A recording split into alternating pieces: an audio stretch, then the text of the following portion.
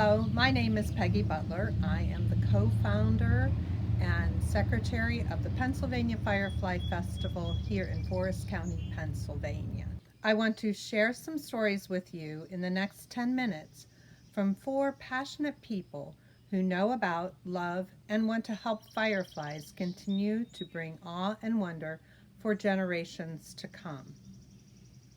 We begin today's story with our newest and youngest member of our 2021 PAF team on the morning after a Glow and Know campout sponsored by PAF in Fayette County, Pennsylvania, near Ohio State Park. I'm Caitlin Ball. I'm a summer research intern with Pennsylvania Firefly Festival.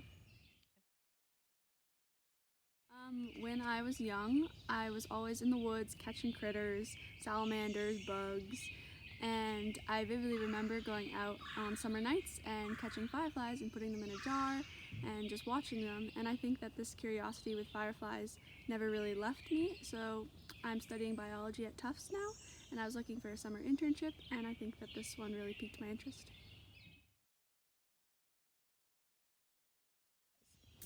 I think other people want to see fireflies because it reminds them of their childhood and sort of the best times of their childhood, those summer nights, school's out, summer vacation, and you're just out there catching fireflies with your friends, and I think it reminds them of that. Um, I think a big concern I have with ecotourism in general is thinking of nature in a more anthropocentric way, that it's there for us to see and not like just in itself what it is. So I think I have worries about that, and also the trampling, large crowds going to see the fireflies and stepping on the larvae, stuff like that, and light pollution from headlamps.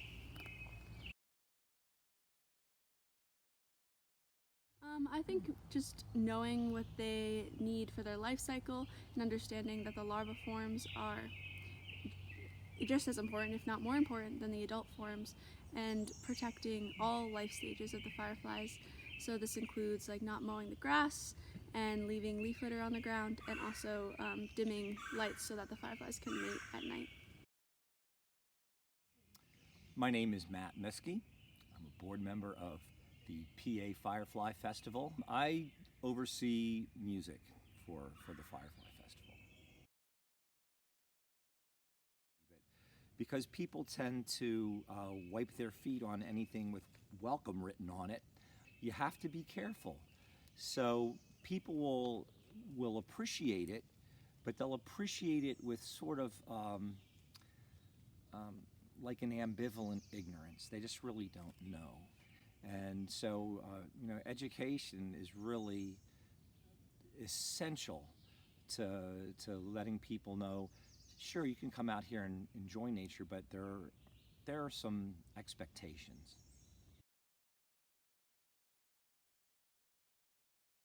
Well, I think the real learning through experience is that, more isn't always better.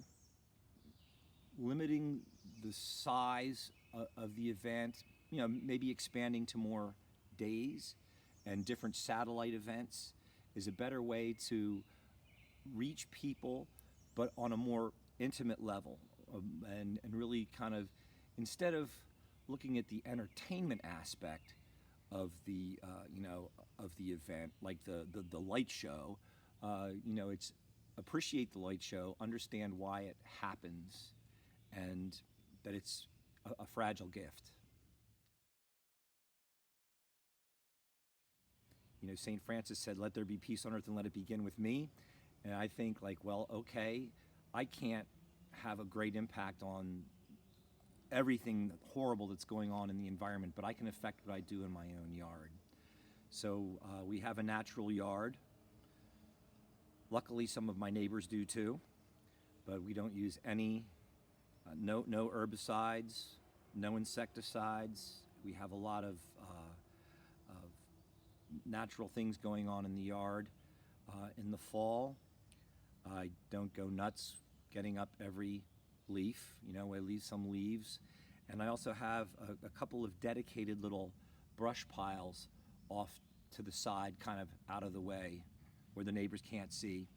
And then, because I know that that's a place for the hidden life of the fireflies.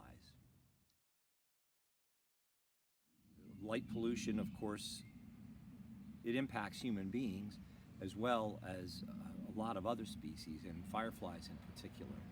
So we're doing a dark backyard. We do it pretty much all summer long, if you can. My name is Jeffrey Calta, and I am currently president of the Pennsylvania Firefly Festival.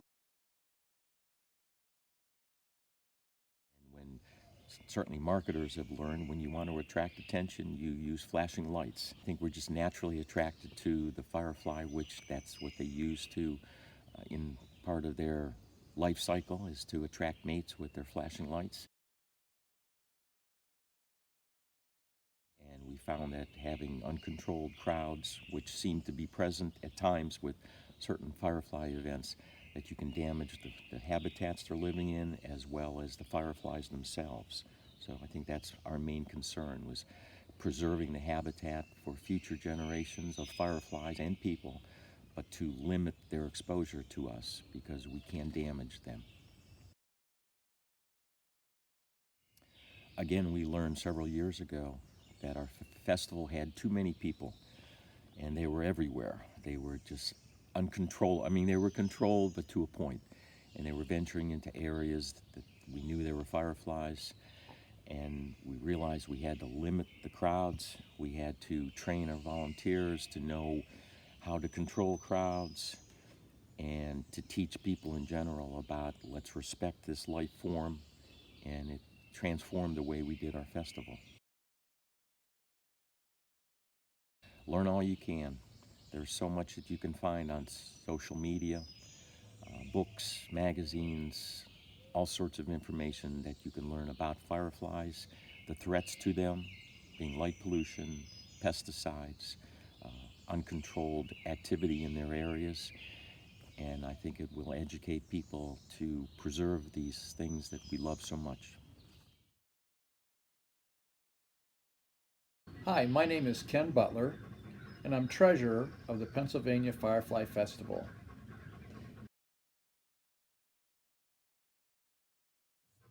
Well, we know from experience now, going into our 9th year, that the worldwide population of fireflies is declining. The reality is around the world that the synchronous fireflies, as well as all other fireflies, are being negatively impacted.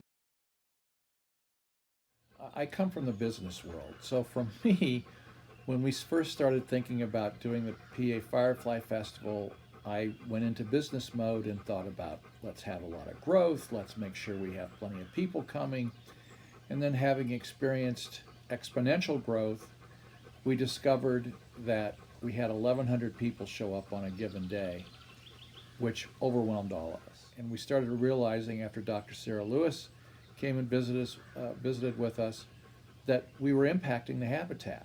So the very thing that we want could be impacted negatively to the point where they disappear.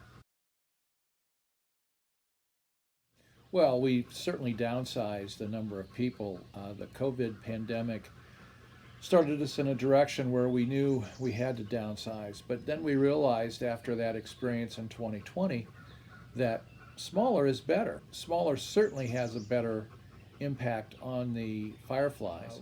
We don't have the overwhelming number of lights in the forest. We have people now that can really spend time and learn about fireflies, where before with so many people, we just couldn't spend time with everybody. I think people need to mow less. That means if you have a small lot, you may want to have some of it go natural. If you have a big lot of property, you may choose to not mow maybe half of it or maybe a quarter of it. I know here at the Firefly Farm, we have gone from mowing about 6 acres down to mowing 1 acre. And that really has had a positive impact on the population of fireflies. Also, stop using pesticides. We have to stop the overuse of pesticides in our urban lawns and our suburban lawns, and even in the area of agriculture, stop using as much pesticides. And light pollution is the last. less light means the fireflies can procreate better. So if you can reduce your lighting in your home, you're better off. We started using solar lights now for our outside lighting, and it's been a tremendous improvement because all the light gets pushed down. It's at a very low brightness, and so it really reduces the footprint of a light around our home that used to exist. Hope you've enjoyed our stories and have been inspired to watch, appreciate, and protect fireflies everywhere.